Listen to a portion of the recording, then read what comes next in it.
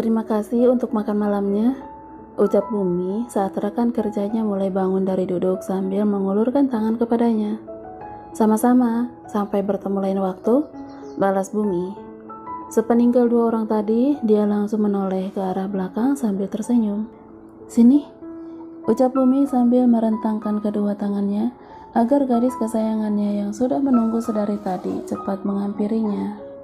Lama ya?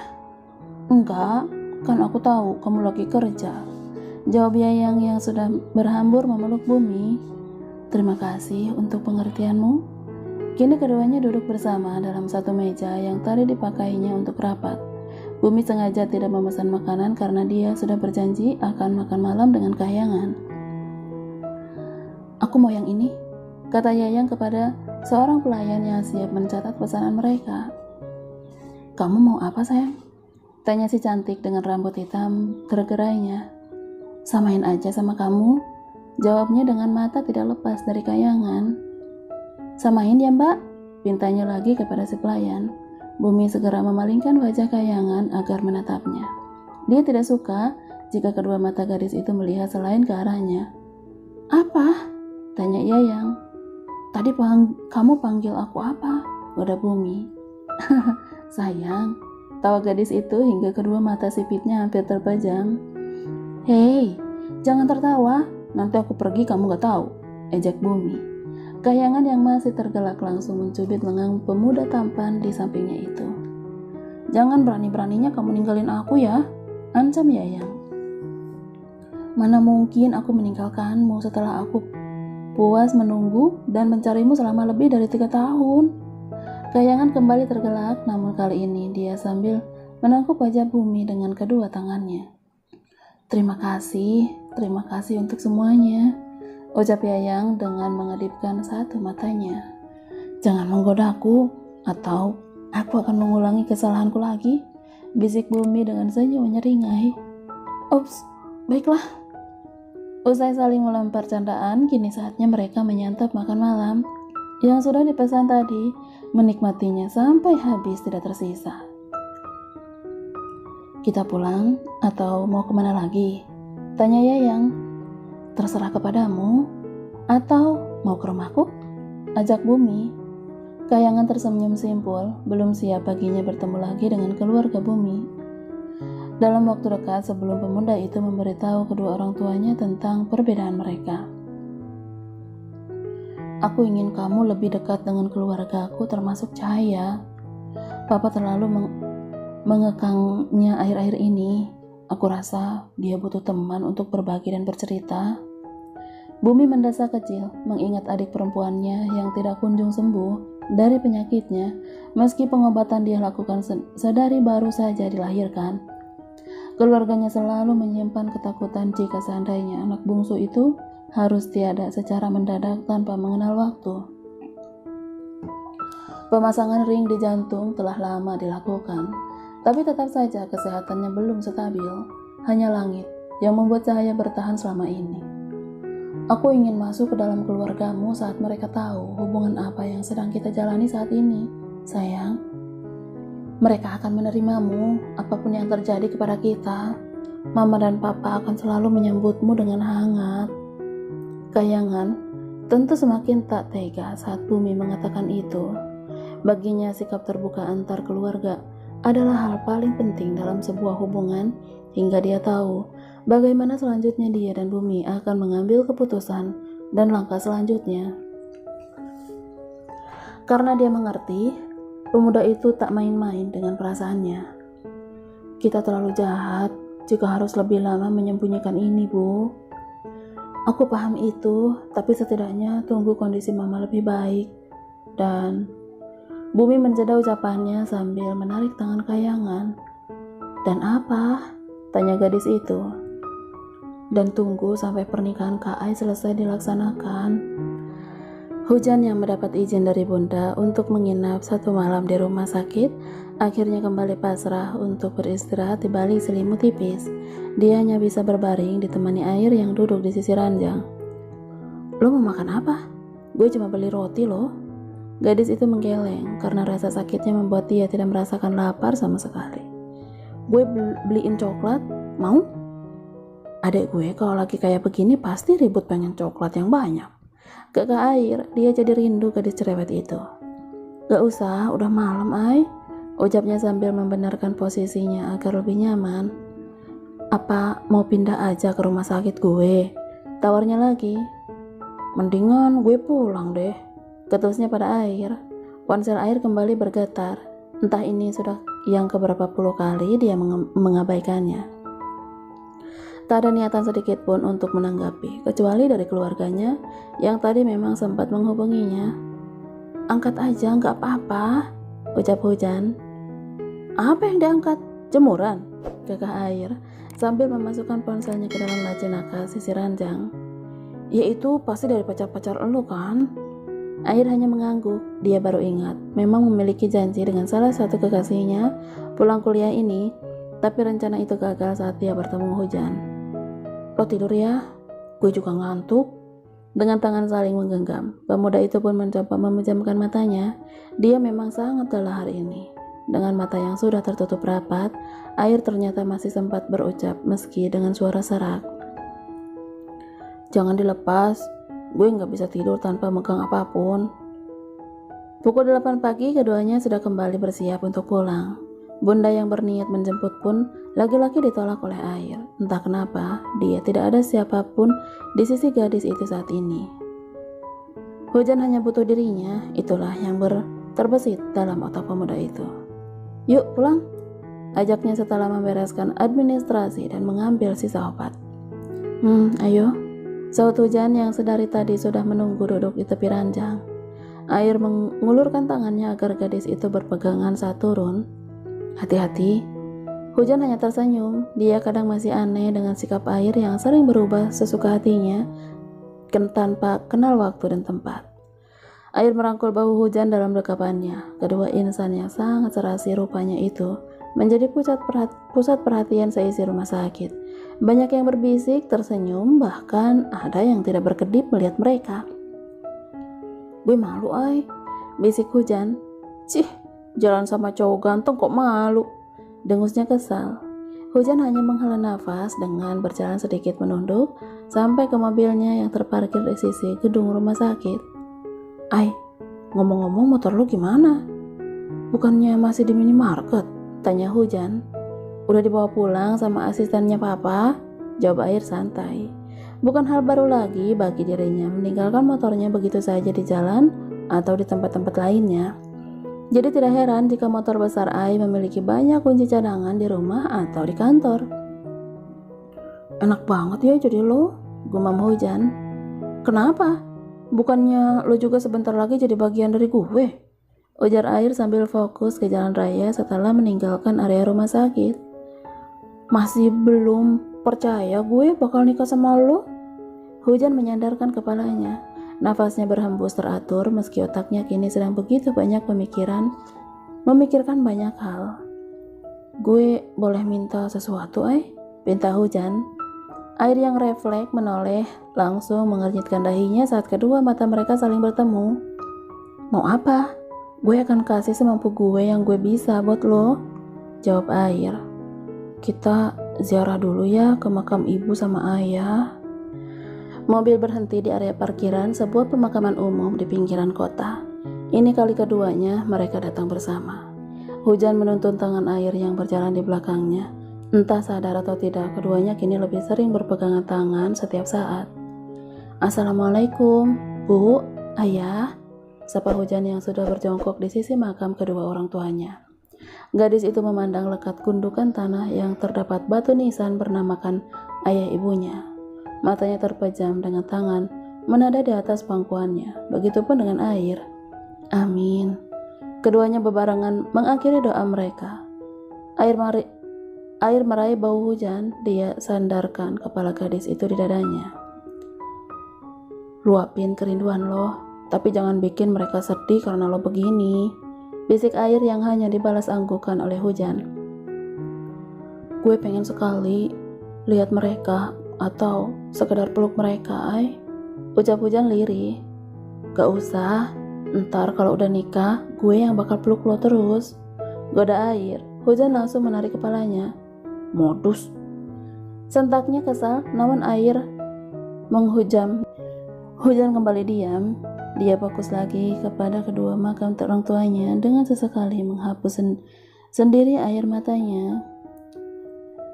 Air yang hanya sekedar menemui hujan, tapi setidaknya dia mengerti dengan apa yang gadis itu. Air yang hanya sekedar menemani hujan, tapi setidaknya dia mengerti dengan apa yang gadis itu rasakan. Malah dia sempat menghapus cairan bening di ujung matanya saat dia membayangkan di posisi hujan. "Yuk pulang," ajak gadis kemudian. Iya," sautnya, namun air tidak langsung berdiri. Dia mengusap batu nisan calon mertuanya dan begitu hal. "Ayah, ibu, air sama hujan pamit pulang. Kami kemari tidak hanya mendoakan kalian, tapi juga ingin meminta restu atas hubungan kami dan niat baik kami untuk menikah," ucap air. Hujan yang sudah lebih dulu berdiri menghapus air matanya lagi karena terharu. Puas mengutarakan isi hati dan maksud kedatangannya, dia pun bangun dan berdiri saling berhadapan dengan hujan, tepat di depan makam kedua orang tua gadis itu. Air meraih tangan hujan, kemudian merogoh kantong celananya sendiri. "Di depan makam, ayah sama ibu, gue bakal maksa lo buat nikah sama gue," ujarnya serius. "Hujan, lo harus mau ya jadi istri gue," tambahnya lagi sambil memakaikan satu cincin putih polos di jari manis gadis itu. Hujan yang masih tercengang hanya diam menatap air yang tersenyum simpul kepadanya. "Jawab dong," kata air setelah cincin seharga 10 pintu kosannya itu sudah terpasang cantik di jari lentik hujan. "Kok lo gitu sih? Kesannya maksa banget," ketus hujan. "Lah, kan tadi gue udah bilang bakal maksa lo karena gue gak suka penolakan." Hujan mendengus kesal. Dia yang sedari dulu memimpikan lamaran yang begitu romantis, namun nyatanya malah mendengar kata yang cenderung sangat memaksa. "Yes, ya," goda air. "Cih, gue nolak juga percuma," ketusnya lagi. "Lo nolak, ya gue paksa lagi. Kalau ditolak lagi, ya paksa lagi. Gitu aja terus sampai lo bilang yes. Bodo amat lah. Gue nolak atau terima juga tetap nikah sama lo," dengusnya sebal. "Sama, suka gak suka, juga gue tetap nerima lo jadi istri gue. Nyebelin banget kan?" balas air. Hujan menoleh sambil berdecak pinggang. "Ya udah, gak usah jadi nikahnya," ucap hujan. "Cih, enak aja lo bilang gak jadi. Setelah lo bikin orang tua gue kecewa gara-gara mulut laknat lo itu," ujar air sambil menekan bibir hujan dengan jari telunjuknya. "Terus lo mau apa kalau emang gak mau nikah?" Hujan yang tiba-tiba emosi sudah menggeram kesal, menahan amarah. "Gue mau ciuman halal."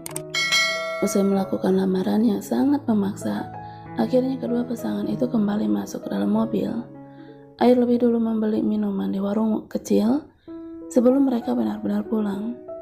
"Terima kasih," ucapnya kepada si penjual saat 2 botol air mineral sudah ada di tangannya.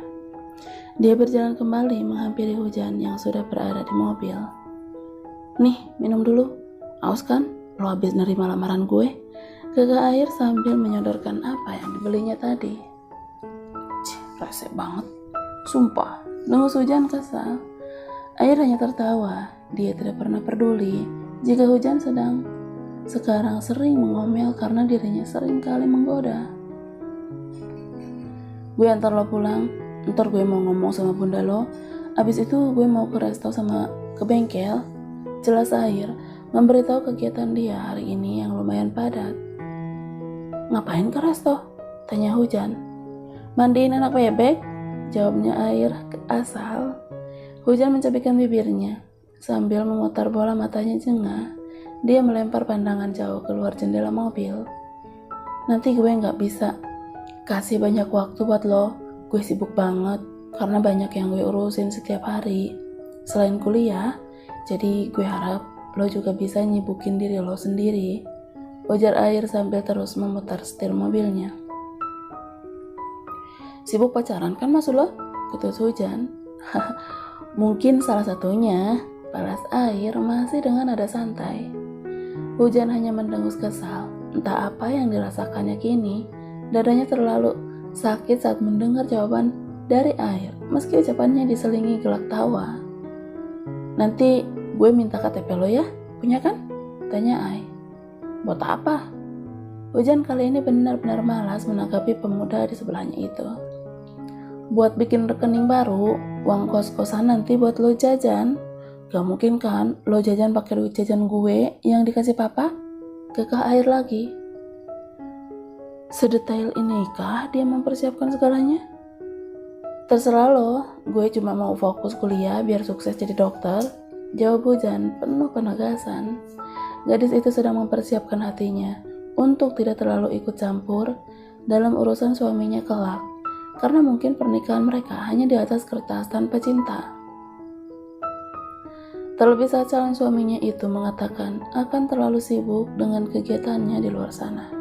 Lalu apalagi yang mau diharapkannya, pikirnya. Bagus deh, biar lo makin pinter, goda Air sambil melirik sekilas ke arah Hujan. Mobil berhenti tepat di depan rumah gadis itu. Sudah ada Bunda yang berdiri menunggu kedatangan mereka. Assalamualaikum Bun, sapa Hujan sambil meraih tangan wanita yang sudah membesarkan dirinya selama ini. Waalaikumsalam, sautnya dengan raut wajah khawatir. Kamu sudah baik kan? Tanya Bunda sambil menatap wajah Hujan. Baik kan Bun? Kan emang setiap bulan kayak gini, cuma yang ini sakitnya lebih parah dari biasanya, jelas gadis itu. Ya sudah, kamu istirahat ya. Hujan mengangguk sembari menoleh ke arah Air yang berdiri di belakangnya. Assalamualaikum Bun, kini giliran Air yang menyapa. Waalaikumsalam, mari masuk, ajak Bunda kemudian. Kini ketiganya masuk ke dalam rumah yang tidak begitu besar. Hanya ada 2 kamar dan ruang tamu yang merangkap ruang tengah, dan entah apa yang di belakang sana, mungkin dapur pikir Air. Air duduk di sisi Hujan di sofa panjang sambil memegang tangan gadis itu. Lagi-lagi keduanya tidak menyadari sikap mereka. Terima kasih sudah membawa Hujan ke rumah sakit dan menjaganya, ucap Bunda yang duduk di depan kedua pasangan itu. Sama-sama Bun, jawab Air sambil tersenyum. Maaf, Bun, sebelumnya saya mau bertanya, ucap Air lagi. Jantungnya kini berdetak hebat dari biasanya. Mau tanya apa? Bunda hanya bisa mengernyitkan dahinya bingung. Kapan keluarga saya bisa datang kemari untuk melamar Hujan secara langsung? Entah kenapa, pertanyaan Air kepada Bunda membuat hati Hujan menghangat. Ada desirian lain yang ia rasakan. Saya tunggu kedatangan keluargamu malam ini. Baik Bun, saya pamit pulang kalau begitu. Bunda dan Hujan ikut berdiri saat Air hendak menyalami wanita berkacamata itu. Hati-hati di jalan, salam untuk keluargamu, pesan Bunda yang diiyakan oleh Air. Hujan mengantar Air sampai pagar rumahnya dengan bergandengan tangan. Ntar malam gue kesini lagi ya, ucap Air. Iya. Hujan bingung harus berkata apa lagi kepada pemuda itu. Lo istirahat, jangan lupa makan yang banyak. Bentuk perhatian kecil yang kadang jarang dilakukan Air untuk para kekasihnya yang lain. Iya, lo kalau gak sibuk hubungin gue ya, pinta gadis itu. Kenapa? Kangen ya kalau gue gak ada kabar, goda Air sambil terkekeh. Udah pedean amat lo, jadi manusia itu, cabik Hujan.